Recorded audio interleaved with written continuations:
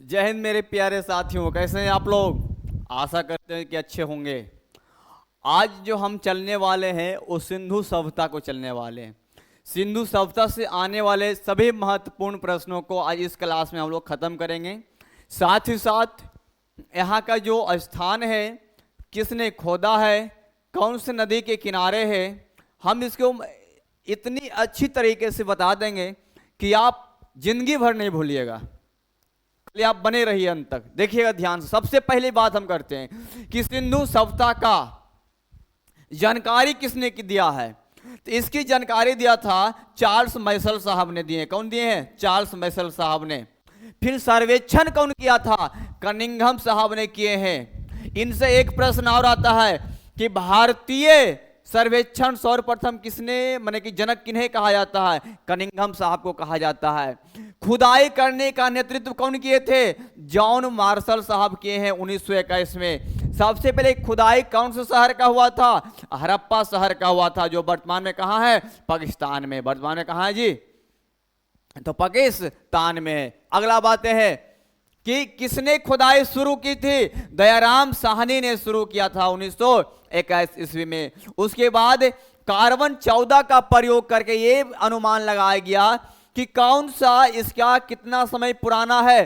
तो 2500 ईसा पूर्व से 1500 ईसा पूर्व क्या है? पुराना। देखिए हर एक जगह आप लोग के अलग अलग मिलेगा।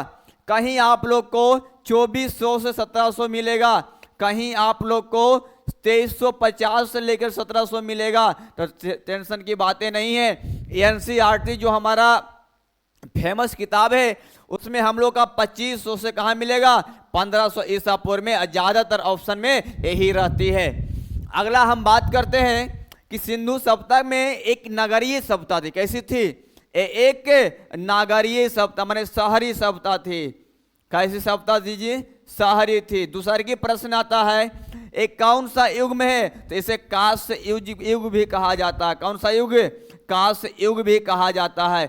अति महत्वपूर्ण प्रश्न को हम लेकर चल रहे हैं, सबके सब पूछा हुआ प्रश्न है। अगला बात है कि सिंधु सभ्यता का आकार कैसी है। तो देखिएगा सिंधु सभ्यता की आकार तो त्रिभुजाकार है। कैसा है? त्रिभुजाकार है। सिंधु सभ्यता की आकार कैसी है? तो सिंधु सभ्यता का जो आकार है वो त्रिभुजाकार है।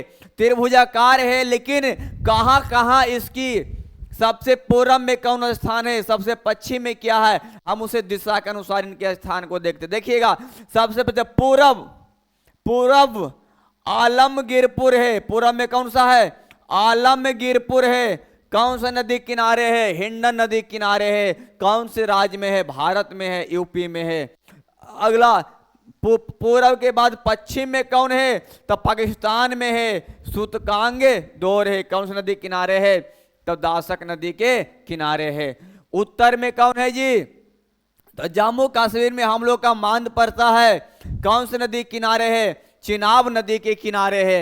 दक्षिण में कौन है? दायमाबाद है महाराष्ट्र में। कौन सी नदी किनारे है? तो गोदावरी नदी के किनारे है। कौन सी नदी किनारे है? गोदावरी नदी के किनारे है। यहाँ से प्रश्न आएगा तो आप लोग आराम से जवाब दे दीजिएगा। पूर्व में आलमगीरपुर, पश्चिम में सूतकांग दौर, उत्तर में मांद और दक्षिण में दब से दक्षिण और दस से दायमाबाद है।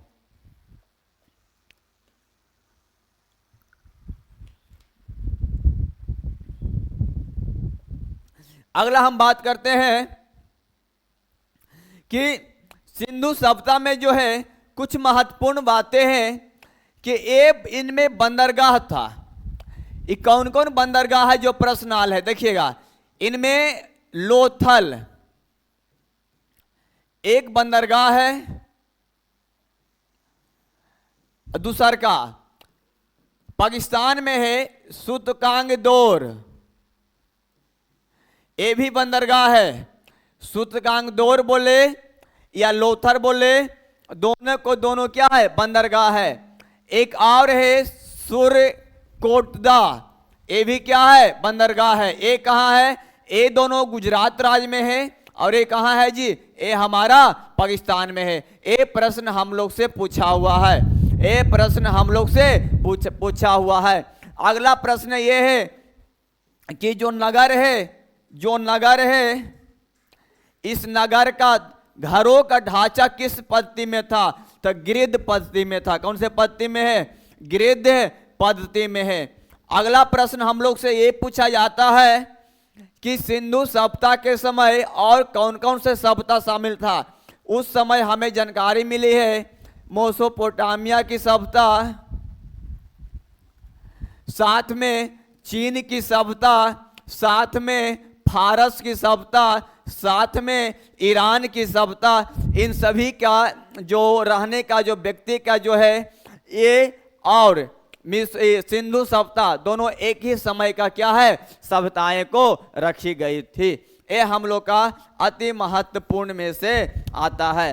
अब हम बात करते हैं लिपि का। इसमें कैसी लिपि था जी? तो इनका लिपि जो है वो भाव चित्रात्मक है, यानी कि सिर्फ भावना से बात होता था। उस लिपि को सिर्फ चित्र के माध्यम से लिखा हुआ है, कोई पढ़ नहीं सका है, समझिए ना। उसके बाद हम अगर बात करते हैं कि यहाँ की जो मोहर मिली है, हड़प्पा में एक मोहर मिला है, उसमें एक सिंह वाला पशु का चिन्ह है। सर्वाधिक मात्रा में जो मोहर है उसमें एक सिंह वाला पशु का चिन्ह है। ये प्रश्न पूछा हुआ है। ये प्रश्न क्या है? पूछा हुआ प्रश्न है कि एक सिंह वाला पशु का जो चिन्ह है कहाँ से मिला था? तो हड़प्पा का मिला हुआ है। अगर हम बात करें यहाँ की जो मुख्य फसलें कौन कौन सी है, तो प्रमुख फसल में बात करें, प्रमुख फसल में सबसे ज्यादा गेहूं है, उससे पहले भी जौ है, जौ के बाद गेहूं है, और गेहूं के बाद हम लोग का कपास भी मिला है, और कपास के बाद हम लोग का चावल का भी कुछ अवशेष मिली है। अगला प्रश्न हम लोग से पास आता है कि मोहनजोदड़ो में सबसे ज्यादा कौन से फसल के बारे में जानकारी है या कौन से फसल उगाया जा रहा था? तो वो है हमारा कपास। कौन सा है? कपास। ये सिंधु सभ्यता में सर्वाधिक उगाया जाने वाला फसल कौन सा है? तो कपास। सिंधु सभ्यता में सर्वाधिक उगाए जाने वाला फसल कौन सा है? कपास। माप तौल में जो प्रयोग होते हैं, माप तौल में 16 आना का प्रयोग होता था। 16 के अनुपात में, 16 के अनुपात में, 16 आना कहते हैं ना, 1 रुपया में कितना आना? 16 आना। तो उस प्रकार वहां भी तौल माप का जो प्रयोग हो रहा था उस 16 के अनुपात में था। किसके अनुपात में था? 16 के अनुपात में था। यहां से हम लोग का कोई देखिएगा मेसोपोटामिया में ना, मेसोपोटामिया में एक अभिलेख मिला। उस अभिलेख में ना मेलुहा लिखा हुआ शब्द मिला। क्या लिखा हुआ मिला है? मेलुहा। इस मेलुहा शब्द का अभिप्राय सब लोगों ने निकाला सिंधु सभ्यता से। किससे जी? तो सिंधु सभ्यता से। सिंधु सभ्यता से। एक प्रश्न यहां से और आती है सिंधु सभ्यता से, एक प्रश्न सिंधु सभ्यता से और आती है कि सिंधु सभ्यता में कौन से तत्व नहीं पाया गया था? लोहा। सिंपल से यही प्रश्न आता है कि लोहा वहां नहीं देखने को मिला है। लोहा, सोना मिला है, चांदी मिला है, तांबा मिला है, लेकिन लोहा देखने को नहीं मिला है। कौन सभ्यता में?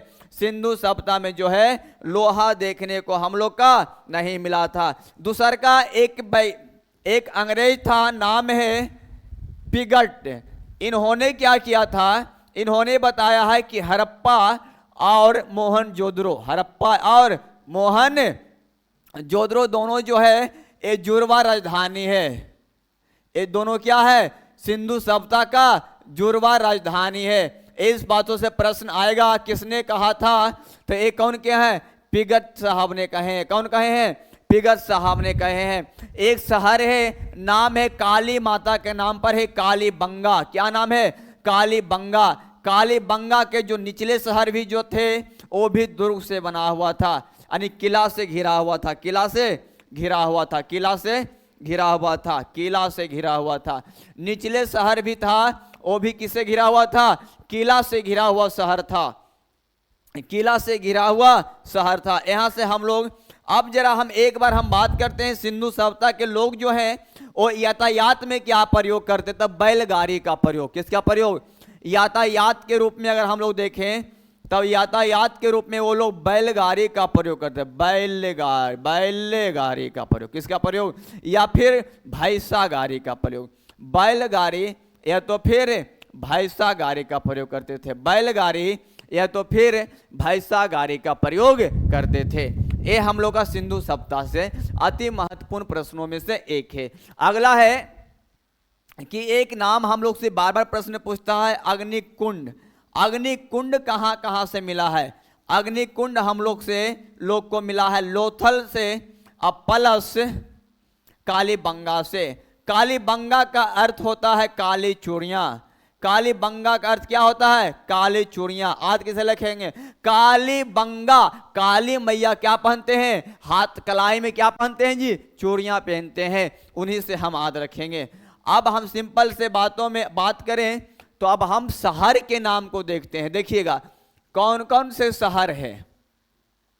प्लस इसका खोज कौन किए थे? खुदाई कौन किए हैं?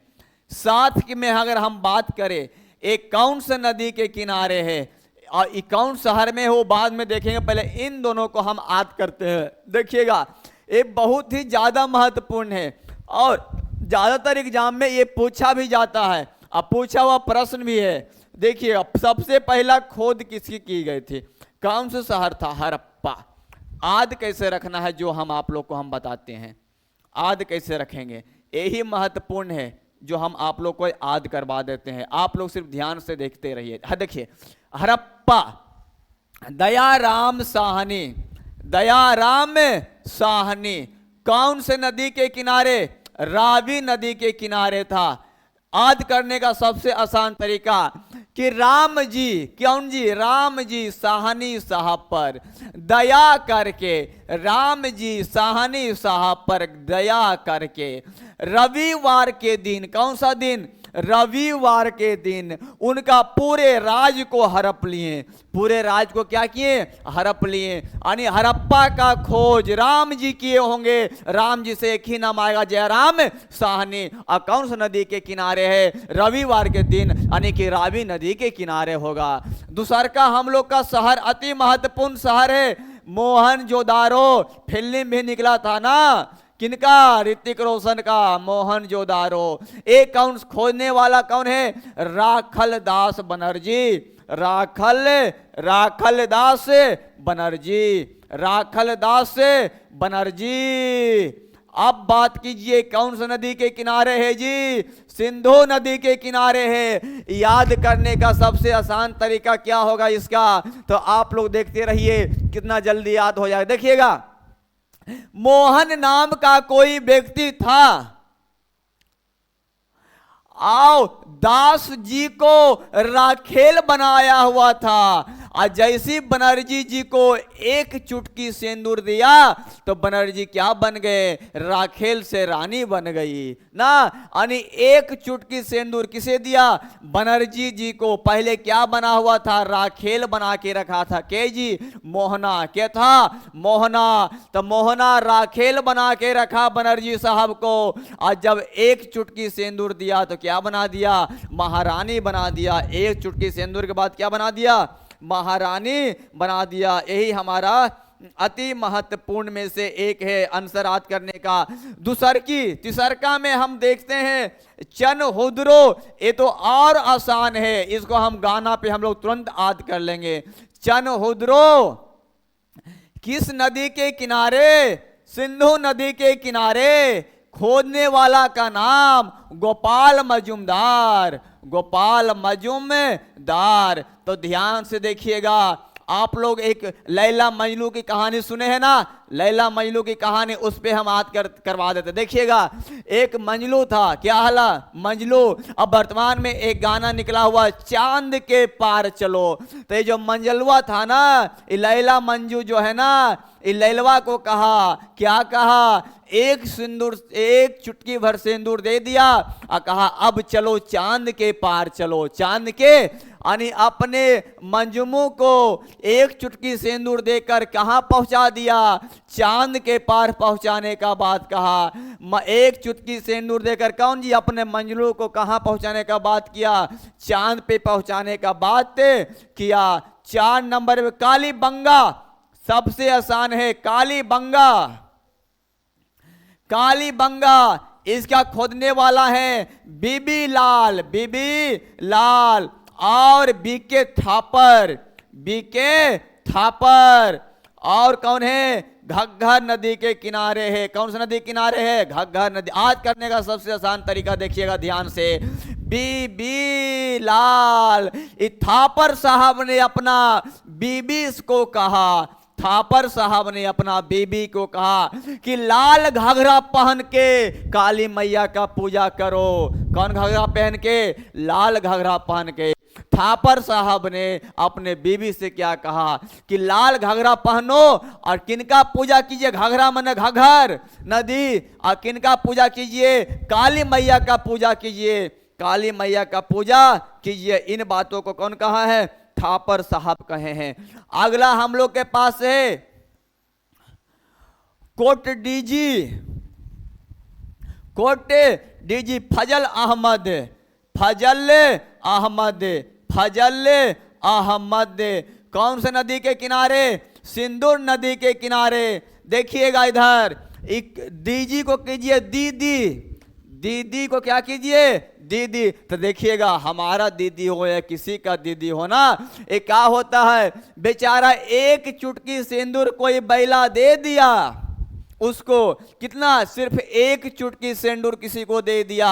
उसके बाद जो किसी का भी दीदी हो वो बैला से फिजूल खर्चा कराएगा। फिजूल माने फजल, फिजूल से क्या याद करेंगे? फजल, फजल खर्चानी की फजल अहमद, फिजूल खर्चानी फजल अहमद। कौन कराएगा? दीदी कराएगी। और दीजी से एक ही गो शहर के नाम में है कोट डीजी, समझिए ना। और कब कराएगी? जब एक चुटकी सिंदूर पड़ जाएगा तब कराएगी। यानी कि सिंधु नदी के किनारे। कौन नदी के किनारे?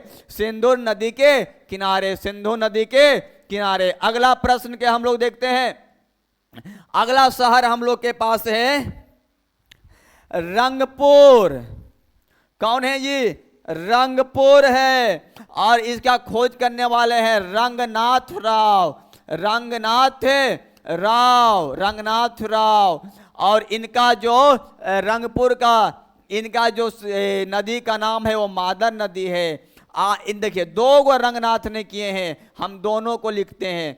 एगो और कौन है? एगो इनका और है रंगनाथर जी का, एक है लोथल, लोथल। इसका भी खोज कौन किए हैं? रंगनाथ ही खोदाई किए हैं। ये है भोगवा नदी के किनारे, भोगवा नदी किनारे। देखिएगा आज करने का तरीका, होली के समय था। किसका समय था? रंगपुर, यानी रंग का समय था, होली का समय था, होली का समय था। सभी लोगों ने रंग देने के लिए आया। किन पर? राव साहब के ऊपर। किन पर जी? राव साहब के ऊपर। और राव साहब बड़ी बदमाश होता है ना। राव साहब क्या होते हैं? बहुत ही बदमाश होते हैं। वो जैसी रंग देवे लगी आया, हम गरिया दिया। कब गरियाया? मम्मी के नाम पे गरियाया, मदर के नाम से। और गाली तो आप लोग जानते ही होंगे, उसमें तो हम सब पीएचडी के लिए हैं। गाली देने में बिहार, यूपी, झारखंड, ये सब हरियाणा, ये सब क्या है? पीएचडी किया हुआ है। ये पीजी भी नहीं, पीएचडी किए हुए हैं गाली देने में। तो राव साहब ने मम्मी के यानी मदर के नाम पे गाली दे दिया और कहा जैसन कहनी है ना लोथन सब लोथ हो जिमी और भोग मी, लोथ हो जिमी और का कर मी भोग मी। यानी कि रंग का समय था, रंगानाथ राव साहब ने मम्मी मदर के नाम पे गाली दे दिया और क्या कहा लोथन जैसन कहनी है ना लोथ हो जिमी और सबके सब की हो मी भोग मी, सबके सब भोगेगा। इन बातों को कौन किए हैं? रंगानाथ स्वामी, रंगानाथ राव, स्वामी नहीं रंगानाथ राव। अगला हम बात करते हैं रोपर। 8 नंबर में कौन था? रोपर। यज्ञदत्त शर्मा, यज्ञदत्त शर्मा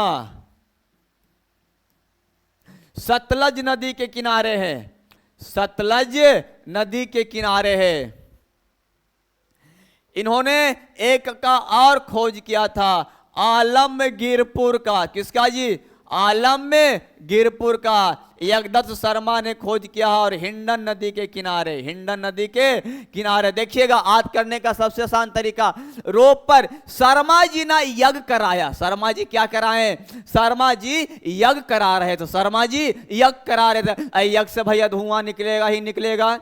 ओम नमः पंडित जी सोहा करवे करेंगे, हुमा देवे करेंगे, घी देवे करेंगे, धुआं निकलवे करेगा। सही बात है कि नहीं? धुआं निकला तो क्या होगा? आंख से आंसू गिरेगा। अब आंख से आंसू गिरे का मतलब है रोगा, अरे रोना मतलब रोपल, रोना मतलब रोपर। तो कौन रोना शुरू किए? शर्मा जी रोना शुरू किए। कब? जब यज्ञ करना शुरू। अब बताइए भैया, उतना बीच में भारी सभा में यज्ञ हो रहा है, आप रोइएगा तो लाज लगेगा कि नहीं लगेगा? तो लाज लग रहा था, यानी कि रोपल में क्या लग रहा था? रोने में लाज लग रहा था शर्मा जी को रोने में। तो उन्होंने क्या नियम बनाया? जब लाज लग रहा है, उन्होंने देखा भैया पीछे अनमिला है, अनवारी है, अनबारी के तरफ अपना मुंह कर लिए। कहाँ कर लिए? अनबारी के तरफ अपना मुंह कर लिए और वहां क्या कर लिए? छिपा लिए, छिपा लिए, यानी हिंड हो गए। हिंड मतलब, हाइंड मतलब क्या होता है? छिपाना। हाइड मतलब सुने हैं ना, HID हाइड, हाइड मतलब छिपाना। अब हाइड से हिंड समझ जाइए, हाइड से क्या समझिए? हिंड, यानी कि अलमीरा में हाइड हो गई, अपने आप को छिपा लिए शर्मा जी, यानी हिंडन नदी के किनारे। रोपा रोना है, लाज लगेगा। सतलज नदी कौन रोया है? यज्ञदत्त शर्मा। कहाँ छुपा लिए? आलमगीरपुर में यज्ञदत्त शर्मा छुपाए हैं। लाज लगा, अपने आप को छुपा लिए, यानी हिंडन के, हिंडन नदी के किनारे, हिंडन नदी के किनारे। अगला बात करते हैं हम लोग सूतकांगदौर। क्या नाम है? सूतकांगदौर। देखिए इनका खोदने वाला जो नाम व्यक्ति है वो है अस्टालिन साहब। अस्टाइल साहब। और साथ देने के लिए आए थे जॉर्ज डेक्स। और कौन सी नदी किनारे है? दास्क नदी के किनारे। कौन सी नदी किनारे है जी? दास्क नदी किनारे। आद रखने का सबसे आसान तरीका देखिएगा, दशहरा के मेला के समय था। समझ गए? सबसे आसान है, दशहरा के मेला के समय है और सभी लोग मेला घूमने आएगा। और देखिएगा स्टाइल में कौन रहेगा? सब लफूबन सब ना, सब एकदम। देश साहब जो था वो अंग्रेज वाला व्यक्ति एकदम सबसे लतखोर व्यक्ति था। उन्होंने क्या किया? दशहरा के मेला, दशहरा माने दशक नदी, दशहरा के मेला में स्टाइल से कौन? देल्स साहब। देल्स साहब जो है ये स्टाइल से अपना दुगार पे सुतल थे। दुगार, दौर मतलब अपना दरवाजा पे का किए हुए थे? सोए हुए थे। का किए हुए थे? सोए हुए थे। ध्यान से, डेल्स साहब दशहरा के समय था, दशहरा के मेला था, अपने सभी लोग मेला देखने के लिए आया। ये अपने द्वार पर एकदम सुतल है, एकदम स्टाइल से, यानी कि सूतकांगदौर जो है खोद करने वाला अस्टाइल साहब और डेल्स साहब है। और दशहरा के मेला यानी दास्क नदी के किनारे, दास्क नदी के किनारे। इसके बाद हम लोग के और है बनवाली। अगला कौन है? बनवाली। बनवाली। बनवाली कहाँ है जी? बनवाली की अगर हम बात करते हैं तो इन रंगोई नदी के किनारे है। कौन सा नदी किनारे है? रंगोई नदी के किनारे है। और खोदने वाला जो है वो रविंद्र सिंह है। कौन है? रविंद्र सिंह है। रविंद्र सिंह है। आद कैसे रखिएगा? देखिएगा, बनवाली, रविंद्र सिंह और रंगोई। आद रखने का सबसे आसान तरीका बताते हैं आप लोगों को। देखिएगा, मान लिए कि दशहरा के या किसी और का मेला होगा, समझिए ना, मेला था, उसमें घर में सभी लड़की लोग क्या बनाती? रंगोली बनाती। रंगोली बनाती है ना। रंगोली बनाने के था, फूल नहीं था। और हमारे प्रथम राष्ट्रपति राजेंद्र प्रसाद के घर में रंगोली बनाना था। यानी राजेंद्र पर, रविंद्र से क्या लेना है? राजेंद्र प्रसाद के घर में, यानी कि हमारा प्रथम राष्ट्रपति के घर में रंगोली बनाना था। क्या बनाना था जी? रंगोली बनाना था। रंगोली बनाना था। इन्होंने राजेंद्र जी ने बोले, अपने वहां के जो बनमाली था वनवाली नहीं, वनमाली, माली होता फूल लाने वाला। उन्होंने माली को कहा जाइए और जाकर वन से क्या लेके आइए, फूल लेके आइए, और क्या बनाएगा, रंगोली बनाएगा। यानी वनमाली, वनवाली तो हो गया वनमाली। किसने भेजा, राजेंद्र यानी रविंदर सिंह। और रंगोली बनाना यानी रंगोई नदी के किनारे आएगा वनवाली, सीधे दिमाग में रंगोली बनाना रंगोई नदी के किनारे। हमारे भारत के प्रथम राष्ट्रपति भेजे हैं राजेंद्र प्रसाद भेजे। कौन भेजे हैं, राजेंद्र प्रसाद के हो जाएगा रविंद्र सिंह। इन्हीं से एक बात आता है धौलावीरा, एक क्या आती है, धौलावीरा। अब हमारे बिहार के हैं कौन, राजेंद्र जी। हमारे बिहार के कौन है, राजेंद्र जी। तो ये तो भैया इतना, हमारे बिहार के कौन है, राजेंद्र जी। तो इतना आसान से तो ये आदमी नहीं ही होंगे, नहीं ना। ये बहुत मजबूत आदमी थे। कौन, राजेंद्र साहब जे है, बहुत ही मजबूत आदमी है, बहुत ही मजबूत आदमी है, एकदम वीर हैं, वीरों में वीर थे। तभी तो भारत के प्रथम राजा बने। राष्ट्रपति क्या है, भारत के प्रथम राजा है, सेनापति भी हुई है और राजा भी हुई है ना। हमारे भारत के प्रथम राजा बनने वाला वीर होना चाहिए। तब वीर कौन थे, राजेंद्र प्रसाद वीर थे। यानी धौलावीरा रविंद्र सिंह। और कौन सी नदी के किनारे, लूनी नदी के किनारे। कौन सी नदी किनारे, लूनी नदी के किनारे, लूनी नदी के किनारे, लूनी नदी के किनारे। एक और हम लोग के पास बचा हुआ है, उसे भी हम लोग देख लेते हैं। एक और हम लोग के पास बचे हुए हैं। अब की कौन बचे हुए हैं, नाम है सूर्यकोटदा। एक शहर का नाम है, एक शहर का नाम है। ये सरस्वती नदी के किनारे है। कौन सी नदी किनारे है, सरस्वती नदी के किनारे है। और जगपति जोशी इसको खोदे हैं। कौन खोदे हैं जी, जगपति जोशी इनको जोशी इनको क्या किए हैं, खोदे हैं। देखिएगा सूर्यकोटदा जगपति जोशी खोदना शुरू किए हैं। नाम देखिए, नाम पे ध्यान दीजिए, नाम पे ध्यान दीजिए। नाम क्या है देखिए ध्यान से, सूर्य। सूर्य में कब गाएगा, जब माँ सरस्वती का जब आप पर आशीर्वाद रहेगा, तब आप सूर्य में गाइएगा, सूर्य में गाइएगा।